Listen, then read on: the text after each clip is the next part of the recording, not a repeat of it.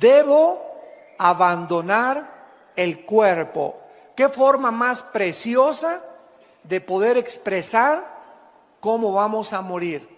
No dice porque ya voy a entregar los tenis o porque ya me voy a morir, como muchas veces lo expresamos en diferentes naciones, sino que de una forma muy bíblica y muy espiritual, la Biblia nos muestra que la muerte es simplemente salirnos de un envase, salirnos de un tabernáculo, porque aquí la palabra cuerpo es esquena en el griego, que es la palabra tabernáculo.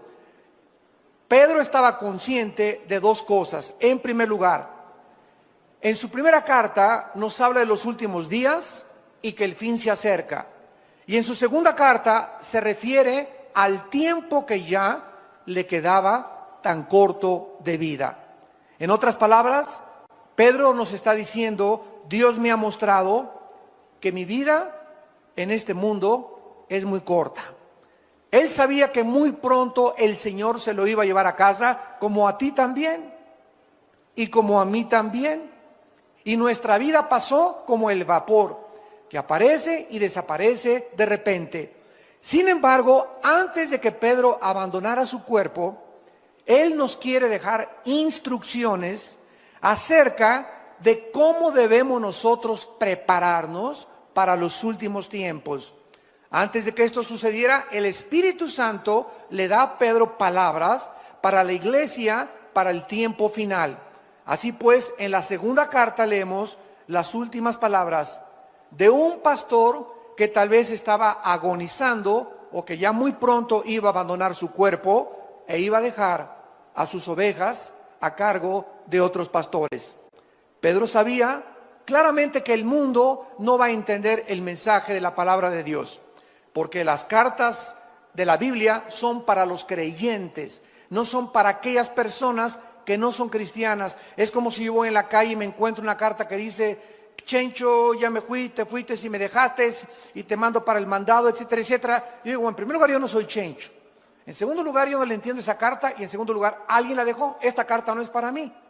Así es la Biblia. Hay mucha gente que viene a la Biblia y no la entiende porque no es para ti. La Biblia y el mensaje de Dios es para aquellos que han aceptado a Jesucristo como su Señor y Salvador. Porque solo ellos, que somos los que formamos la familia de Dios, somos los que comenzamos a entender las palabras del Espíritu Santo. Pedro sabía que el mundo no lo iba a creer, por eso escribe estas cartas a los creyentes. Esto es un mensaje de advertencia también, porque en su segunda carta, capítulo 2, versículo 1, comienza a prevenirnos de las cosas que vamos a enfrentar. Hubo también falsos profetas, escribe Pedro, entre el pueblo, como habrá entre ustedes falsos maestros, que introducirán encubiertamente herejías destructoras. Pedro nos advierte: no se espanten, no se alarmen de la cantidad de falsos predicadores, de falsos maestros, de falsas profecías que dicen que hablan en el nombre del Señor y que ustedes las van a escuchar. Porque así sucedió en el Antiguo Testamento. Y aún negarán, dice, al Señor que los rescató, atrayendo sobre sí mismos destrucción repentina. Y muchos seguirán sus disoluciones, por causa de los cuales el camino de la verdad será blasfemado. O sea, va a haber también muchas conductas, falta de integridad, falta de honestidad, por las cuales muchos cristianos, por la forma como viven sus familias, se van a burlar del cristianismo. Y dice el versículo 3, y por avaricia van a hacer mercadería de ustedes con palabras fingidas. Sobre los tales, ya de largo tiempo la condenación no se tarda y su perdición no se duerme. Dice Pedro que habrá falsos maestros, falsos profetas, que habrá personas que vayan a escandalizar a la gente y que además va a convertir el evangelio en un mercado. En otras palabras, van a comenzar a cobrar por escuchar el evangelio. Los predicadores van a comenzar a cobrar los músicos van a comenzar a cobrar, y como yo he viajado ahorita casi por todo Estados Unidos diciéndoles a los líderes, si ustedes tienen a una banda de músicos o a un predicador que les fija un precio, no lo vuelvan jamás a invitar, porque son mercenarios del Evangelio de Jesucristo. No podemos nosotros más que presentar gratuitamente el Evangelio de la gracia de Dios. Pero ahora ya vemos en la televisión que te mandan sobres. Hace poco hay un predicador la semana pasada, no lo van a creer, pero esto fue lo que dijo. Tenemos un déficit de $3 millones en nuestra organización. Necesito que ahorita saquen un sobre y le pongan atrás del sobre, pongan su ofrenda y pónganle atrás del sobre deuda cancelada. Porque en el momento en que ustedes me entreguen su sobre, otra persona y yo vamos a orar por este sobre para que todas tus deudas sean canceladas. Y además vamos a orar para que Dios te abra los tesoros escondidos. Yo estaba con mi esposa, lo vimos hace 4 días en la televisión en Estados Unidos, y yo le decía a mi esposa, ¿cómo es posible que nadie se levante y les diga, cómo es posible que le puedan creer ese falso profeta? ¿Cómo es posible que le puedan prometer a una persona que si tú das, todas tus deudas van a ser canceladas? Es increíble la forma como están esquilmando y como están tratando de presentar el Evangelio de Cristo. En el capítulo 3, 2 de Pedro 3, dice Pedro en el versículo del 10 al 12, pero el día del Señor vendrá como ladrón en la noche, en el cual los cielos pasarán con gran estruendo, los elementos ardiendo serán deshechos, y la tierra y las obras que en ella hay serán quemadas. Puesto que todas estas cosas han de ser deshechas, ¿cómo no debéis vosotros andar en santa y piadosa manera de vivir, esperando y apresurándoos para la venida del día de Dios, en el cual los cielos encendiéndose serán deshechos, los elementos siendo quemados se fundirán, pero nosotros esperamos, según sus promesas, cielos nuevos y tierra nueva, en los cuales mora la justicia. Como cristianos, nosotros creemos las palabras de Dios acerca de los tiempos finales y estamos recibiendo, amados santos, actualmente advertencias muy fuertes. Advertencias muy fuertes, y todo aquello que el mundo había hecho hasta estos tiempos va a comenzar a ser sacudido por Dios. Los banqueros robaron a la gente, principalmente la clase media baja alta, con tantos intereses de las casas, de las tarjetas de crédito, y dijo Dios, ¡basta! Ya no van ustedes a explotar a la gente. Lean ustedes Santiago 5, ya dice claramente, el jornal de los obreros ha llegado a Jehová de los ejércitos, porque los han explotado y se han aprovechado. Un grupo muy pequeño en el mundo, un monopolio que se hicieron de multimillonarios para explotar a todos los demás, hasta que llegaron a la misma quiebra. Y estaba tan interconectadas las naciones en el mundo con los Estados Unidos de Norteamérica, que cuando cayó Estados Unidos, está cayendo la economía mundial. ¿Por qué? Para que se cumpla la palabra de Dios, que el mundo se dirige a una economía global. Muy pronto, escúchenme ustedes, no lo digo yo, lo dice la Biblia, vamos a tener una moneda tal vez internacional, y los primeros pasos van a ser que no va a ser el peso, ni el dólar canadiense. Se va a unir Canadá, Estados Unidos y México con una sola moneda. Se van a unir después el euro con otra sola moneda, y hasta que el anticristo surja será una moneda internacional. Y después viene la marca de la bestia, donde nadie podrá comprar ni vender sin tener el número 666. El mundo se dirige con una velocidad vertiginosa y acelerada a los tiempos finales. Y Dios está sacudiendo lo que más le duele a la gente, el dios del oro y la diosa del sexo. Son los dos dioses ante los cuales el mundo se ha inclinado actualmente. Han adorado al oro, han adorado al dinero, y Dios nos ha dicho a nosotros, ustedes no se afanen por vuestra vida. ¿Qué han de comer? ¿Qué han de beber? ¿Dónde han de dormir? Búsquenme, para que no se llenen sus corazones de glotonería y de los afanes de esta vida, y el día los sorprenda como ladrón. ¿Cómo debemos entonces prepararnos para estos tiempos que estamos viviendo? Es normal pensar, es lógico cómo vamos a sobrevivir, los tiempos amenazadores que estamos enfrentando. Cuando las tormentas comiencen a azotar más fuerte y comience a llegar a tu vida, toda esperanza comience a escaparse de recuperación, como los que perdieron sus casas en Galveston, Texas, en Nueva Orleans, los que están sufriendo el incendio de sus casas en California, los tsunamis, los huracanes. Cuando llegue una devastación a tu vida, donde pierdas el trabajo y pierdas las cosas que tú crees que para ti eran lo más importante, entonces, ¿qué es lo que vas a hacer acerca de tu vida y de tu familia? ¿Qué vas a hacer acerca de tu trabajo, de tu casa, de tu comida y de tu ropa? Creo que esto es una preocupación lógica y legítima de todo creyente, pero de una manera asombrosa. Pedro no nos ofrece ningún consejo acerca de cómo prepararnos financieramente. No nos aconseja dónde invertir nuestro dinero. No nos aconseja nada de cómo proteger nuestra casa, ni cómo sobrevivir al calentamiento global o a la inflación. ¿Por qué? Vamos a ver enseguida los 4 consejos que nos ofrece el apóstol Pedro. Número 1. La primera cosa que debemos hacer para prepararnos para los tiempos que estamos viviendo es confiar en la fidelidad de Dios. Número 1. Pedro ya había experimentado la pobreza, ya había experimentado la fidelidad de Dios. Cuando seguían a Jesucristo, Cristo les enseñó a que no se preocuparan dónde iban a dormir al otro día, si iban a traer tortas, si iban a traer sándwiches, si iban a tener comida, porque ellos donde les agarraba la noche, ahí dormían.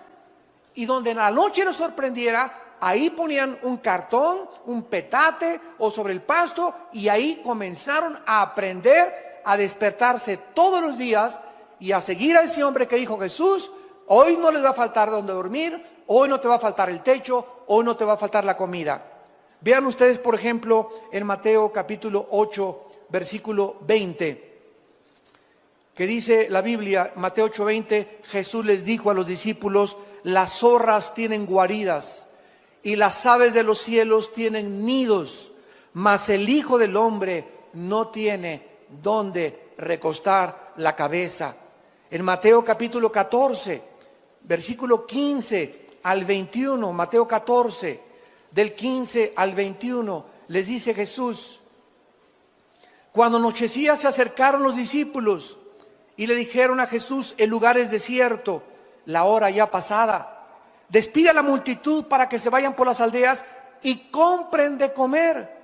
Jesús les dijo: no tienen necesidad de irse, denles ustedes de comer. Aquí se enfrentan con una situación donde había cerca de 5,000 personas. Y ya no tenían leche para los niños, ya no había comida en la noche, y los discípulos comenzaron a afanarse y a preocuparse. No tengo para mañana, no tengo para hoy en la noche para comer. Y Cristo les dice: denles ustedes. Y en ese momento se voltean los discípulos, ¿verdad? Y le han de haber dicho: Señor, no trajimos sándwiches. No hay ni un McDonald's abierto a estas horas. No hay nada absolutamente que podamos recurrir.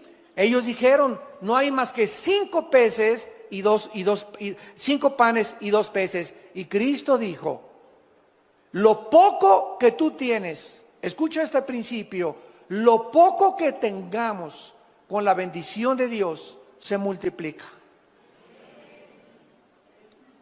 Lo poco que tengamos, si tenemos la bendición de Dios, se nos va a multiplicar.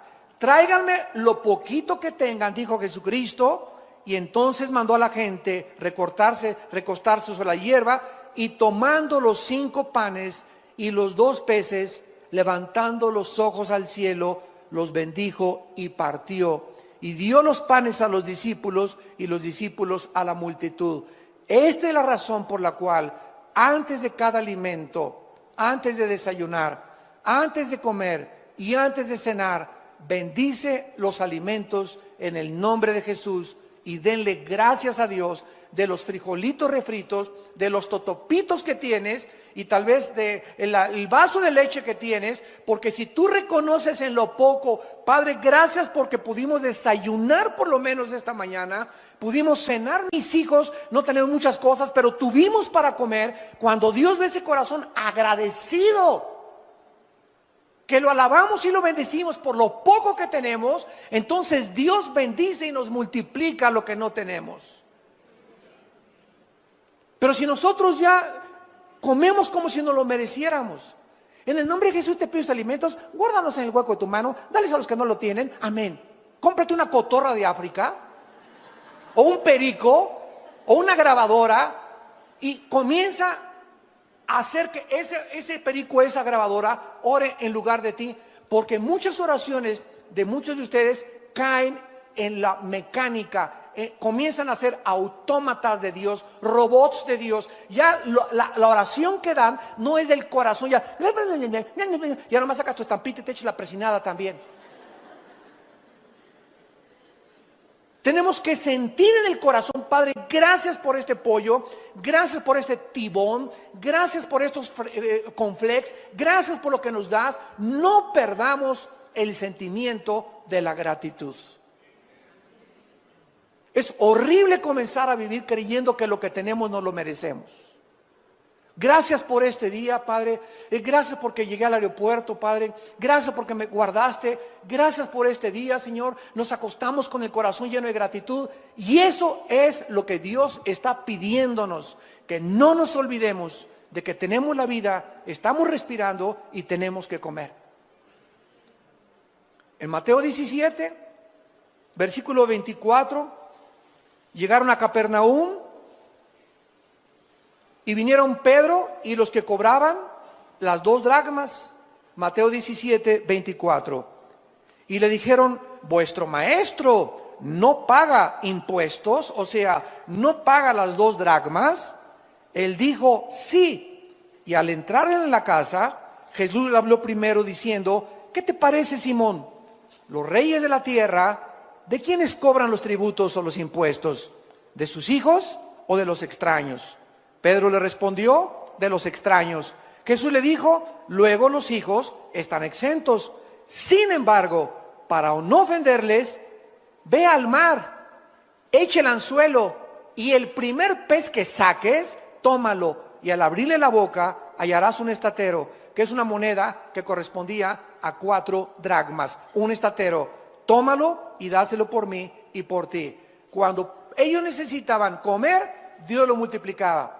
Dormir, dormían en cualquier lugar. Y cuando necesitaban dinero hasta para pagar los impuestos, de una forma sobrenatural, Cristo les proveía lo que no tenían. ¿Se imaginan ustedes el control de Jesús que hizo los cielos, la tierra, los peces, los animales, los moscos, los insectos, las estrellas, los planetas?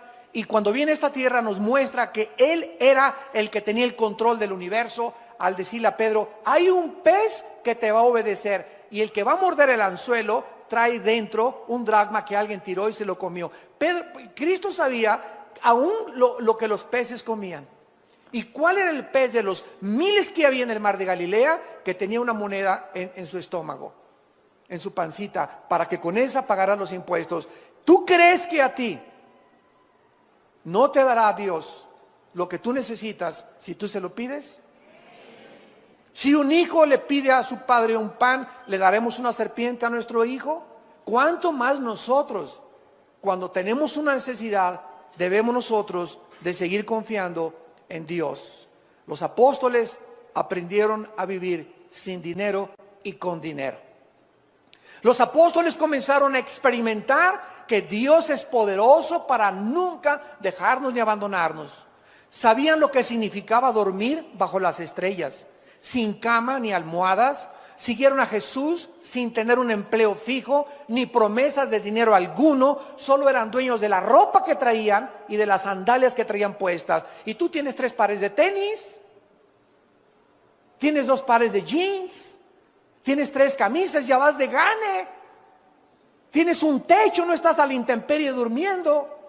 Tienes un jacalito donde duermes arriba de un petate. Tienes un horno ahí para que te caliente.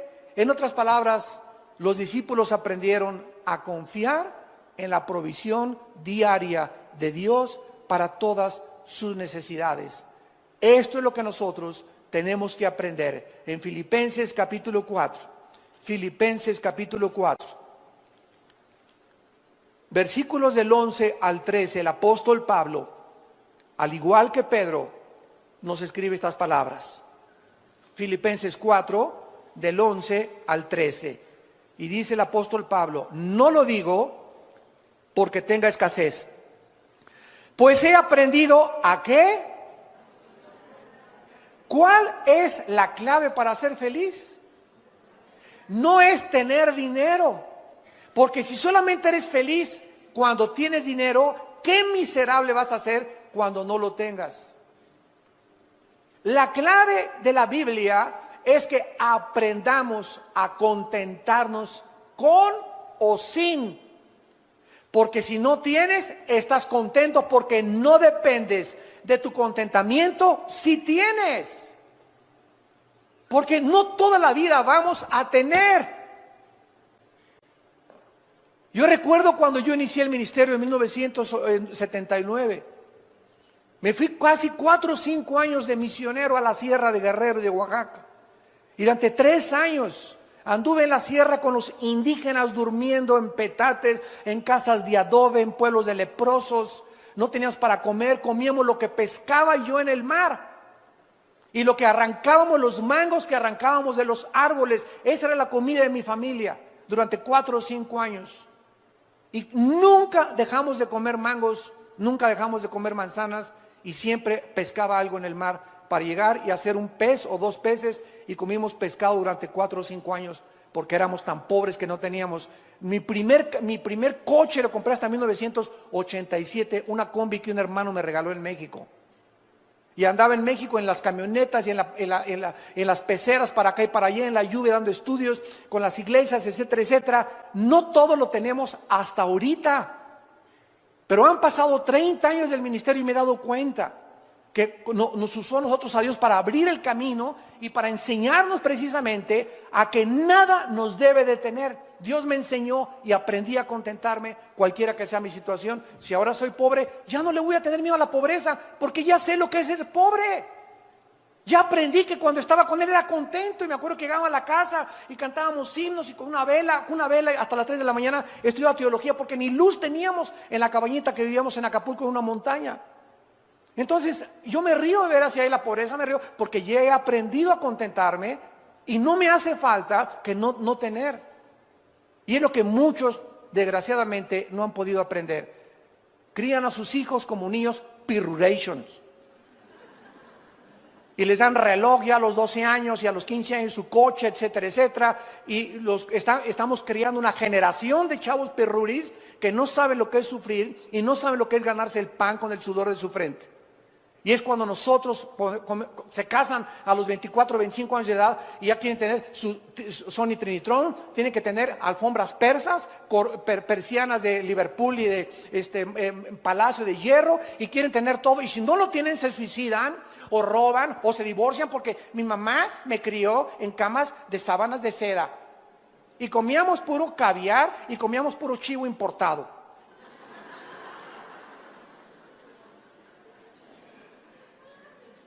No lo digo porque tenga escasez, dice Pablo, he aprendido a contentarme cualquiera que sea mi situación. Y por eso muchos de ustedes han perdido el trabajo o han perdido lo que tienen, porque Dios les quiere enseñar. Dios no te ha abandonado. Dios quiere enseñarte que en esa pobreza que estás y en esa pérdida de trabajo, Él sigue siendo Dios. Y no te va a dejar ni te va a abandonar. Y cuando recuperes otra vez lo que perdiste, te vas a acordar que no te faltó por lo menos de comer. Y no te faltó techo, y no te faltó tampoco tu familia. Porque eso es el tesoro más grande que tenemos. Mientras tengamos la familia, lo tenemos todo. No importa que la familia durmamos en la banqueta, pero juntos siempre, luchando por la sobrevivencia con el Señor de nuestro lado. Diré yo a Jehová, esperanza mía, castillo mío, mi Dios, en quien confiaré. Y no diré yo al banco y la bolsa de valores y Wall Street, en quien confiaré. Pues en aquellos que están confiando en eso, Dios se los ha derrumbado, para que no pongan sus ojos en falsos ídolos, más que en el Dios viviente que le da vida y aliento a todas las cosas. Dice Pablo, versículo 12, sé vivir humildemente, sé tener abundancia, en todo y por todo estoy enseñado, para estar saciado como para tener hambre, para tener abundancia como para padecer necesidad. Y el secreto está en el versículo 3, todo lo puedo en Cristo que me fortalece. Ese es el secreto. Ay de ustedes los que hacen dinero y no han aprendido a vivir con el dinero, porque el dinero los echa a perder. Hay de ustedes de los que la noche a la mañana se enriquecen y no saben qué hacer con el dinero. Y en lugar de entender el propósito por el cual Dios nos da el dinero, comienzan a hacer dinero y se olvidan de Dios y comienzan a tener más gastos y más lujos, y el club y la familia Pompidou y la familia Richelieu, etcétera, etcétera, y comienzas a alejarte de Dios y alejarte del discipulado. Ni diplomados tomas. ¿Por qué? Porque comienzas por los afanes de la vida, porque no habías aprendido a vivir con dinero. Tenemos que aprender a vivir sin dinero, pero también cuando tengamos dinero, tenemos que aprender cómo administrar ese dinero. Porque si ese dinero que tienes tú ahorita, tú no sabes con qué propósito Dios te lo dio y crees que es para ti, entonces algún día te comenzará a faltar y te dirá Dios, acuérdate que yo deshago como polilla lo más apreciado del ser humano. En segundo lugar, el segundo consejo que se nos da es no preocuparnos por las cosas materiales. ¿Saben lo que significa la palabra preocuparse? Pre es antes, ocuparse es poner atención. Una persona preocupona es una persona que está antes de que suceda algo, ocupándose o concentrando su atención en algo que no ha sucedido. ¿Y mañana qué como? ¿Y qué no se pasó mañana? Hoy, pero si no, todavía no llega mañana. Todavía ni siquiera. Estamos apenas a las 10 de la mañana, a las 11 de la mañana, y ya estás preocupada por tu lavadora y por tu trabajo. Ahorita disfruta tu pollito y gloria a Dios, tú en la iglesia. A lo mejor ahorita viene por nosotros el Señor a la 1.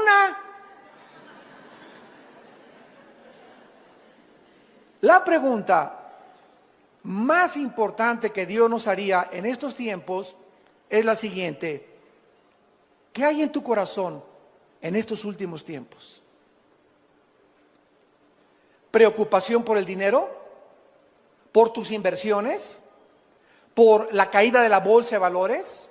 ¿Por tu salud? ¿Por tu futuro? ¿Por tu familia? ¿Qué está en este momento, en estos tiempos, llenando tu corazón? ¿Qué es lo que más te preocupa en estos tiempos? ¿En qué te estás convirtiendo, dice Dios en esta tarde? Y a ustedes que nos ven por la televisión, ¿en qué te estás convirtiendo mientras más rápido nos acercamos a los tiempos finales? ¿En una persona avariciosa, ambiciosa, preocupada por el dinero? ¿Una persona llena de ansiedad y de estrés y de cosas que aún no suceden? ¿En qué te estás convirtiendo? Analiza tu corazón a la luz de los tiempos que estamos viviendo. El rey Salomón escribió en Proverbios capítulo 18, versículo 11. Proverbios 18, 11. Las riquezas del rico son su ciudad fortificada y como un muro alto en su imaginación. O sea, los ricos piensan así, dice Dios. Y esto lo escribió el hombre más sabio que ha existido en la historia después de Cristo, el rey Salomón.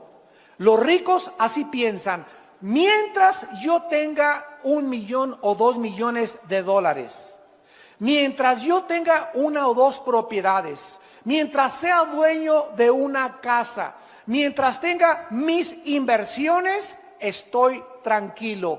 Y dice Dios, es la obra de tu imaginación nada más. Porque de la noche a la mañana, cualquier persona como lo estamos viendo en nuestros tiempos, se quedan en la bancarrota. Ahorita hay más de 600 suicidios en Estados Unidos, hasta la semana pasada que yo me vine, de ricos que se están quitando la vida por la caída de la bolsa de valores.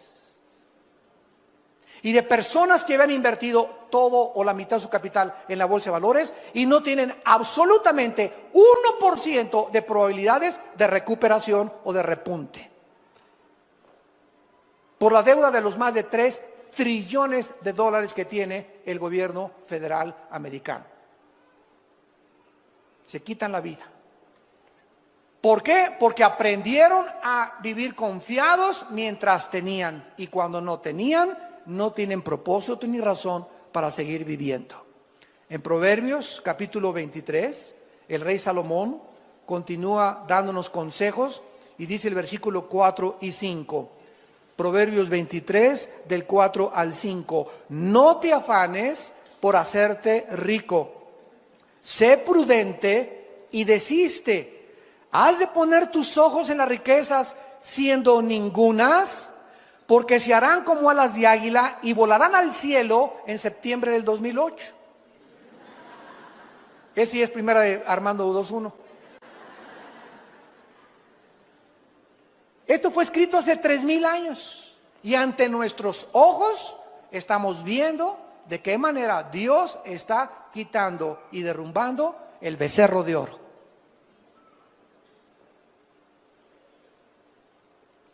En 1 Timoteo capítulo 6, en el Nuevo Testamento, el apóstol Pablo también tiene palabras para nosotros. Y dice en 1 Timoteo capítulo 6, versículo 6 en adelante. Pero gran ganancia es la piedad acompañada, otra vez igual que Pedro y que Pablo, contentamiento. Gran ganancia es la piedad acompañada de contentamiento. La palabra piedad, eusebia en el griego, significa la vida o vivir cerca de Dios. Tú vas a ganar, nunca vas a perder. Mientras tú vivas cerca de Dios, siempre vas a ganar. ¿Por qué? Porque cuando vivimos cerca de Dios, en su presencia hay plenitud de gozo. Los que viven cerca de Dios tienen que estar contentos, cualquiera que sea su situación. Porque viven alabando a Dios, dándole gracias a Dios, de que por lo menos tienen que comer, tienen guaraches que ponerse y tienen un petate donde echarse, donde acostarse. Porque nada hemos traído a este mundo y sin duda nada podremos sacar. Imagínate cualquier persona rica que nos escuche en este momento, que has guardado y échale y abonos y el dinero y hasta abajo el colchón y de repente hoy te mueres un accidente, una embolia, un ataque al corazón y tú tenías dos propiedades y cuando te entierran en el ataúd ni el anillo que traes de casado te llevas. Todo se queda de la noche a la mañana y va a estar tu familia como alacranes peleándose la herencia.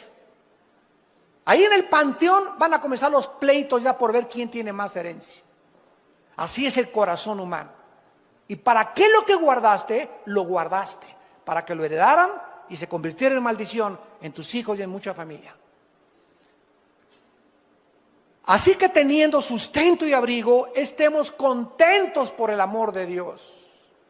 Teniendo sustento y abrigo, estemos contentos porque los que quieren enriquecerse caen en tentación y lazo y en muchas codicias necias y dañosas que hunden a los hombres en destrucción y perdición, porque raíz de todos los males es el amor al dinero. No dice que el dinero sea una maldición, dice que es el amor al dinero lo que es una maldición, porque amando el dinero y codiciándolo se extraviaron de la fe y fueron traspasados de muchos dolores. La raíz de todos los males es la ambición y la avaricia de guardar más de lo que tenemos. No está diciendo que los ricos no van a entrar al cielo, ni Dios está en contra que tú tengas un Ferrari el lunes y un Mercedes y un Lamborghini el miércoles. Si tienes y ganas 3 millones de dólares, te puedes dar ese lujo mientras le des a Dios proporcionalmente. Si ganas 3 millones de dólares, dale 1,5 millones de dólares a la obra. Y dice Dios, yo no tengo ningún empacho en que te quedes con 1,5 millones de dólares al mes. ¿Por qué? Porque veo que el dinero no es un ídolo para ti. No te has olvidado de mí, dice el Señor. Ese es el secreto del dinero. Pero cuando comenzamos a tener dinero y comenzamos a guardar de más, habiendo tantas necesidades, orfanatorios, que institutos, que comprar un edificio, etcétera, etcétera, y tú guardas y échale, y échale, y échale, es cuando Dios se enoja contra nosotros, porque nos convertimos en avariciosos, en codiciosos, y en personas que vamos a ser algún día hundidas en perdición y maldición. Dice en Eclesiastés capítulo 5 en el Antiguo Testamento, después de Proverbios está Eclesiastés, y dice Salomón, el hombre más multimillonario que ha existido en toda la historia, Salomón. Nadie ha tenido más dinero que Salomón. Ni Howard Hughes, ¿verdad? Ni Bill Gates, ni Carlos Slim, ni ningún otro millonario actual se compara con las riquezas que tuvo Salomón. Y escuchen lo que dijo Salomón, Eclesiastés 5, versículo 10 en adelante. El que ama el dinero no se saciará de dinero, y el que ama el mucho tener no sacará fruto. Esto es vanidad. Cuando aumentan los bienes, también aumentan los que los consumen. Qué bien pues tendrá su dueño sino verlo con sus ojos. Dulce es el sueño del trabajador, coma mucho, coma poco, pero al rico no lo deja dormir la abundancia. Qué ironía del destino, ¿verdad? El campesino va y siembra su maicito y su caballito y su burrito y en la noche... Pero el rico, mis inversiones, el cuento, la computadora, la laptop y esto y el otro.